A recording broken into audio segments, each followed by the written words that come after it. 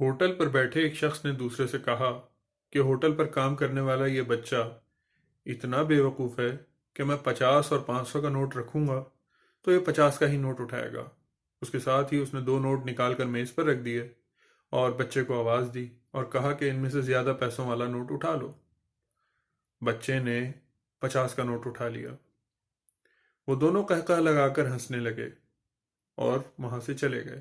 ان کے جانے کے بعد ایک اور شخص جو ہوٹل پر بیٹھا تھا اس نے بچے کو بلایا اور اس سے پوچھا کہ تم اتنے بڑے ہو گئے ہو، تمہیں 50 اور 500 کے نوٹ کا فرق نہیں معلوم؟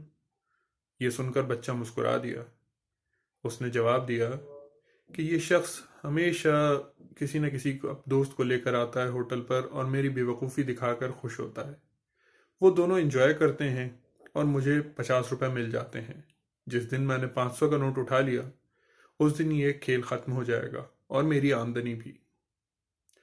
دوستوں، زندگی بھی اسی کھیل کی طرح ہے جہاں ہر جگہ سمجھدار بننے کی ضرورت نہیں ہوتی۔ جہاں سمجھدار بننے سے اپنی ہی خوشیاں متاثر ہوتی ہوں، وہاں بے وقوف بن جانا ہی سمجھداری ہے۔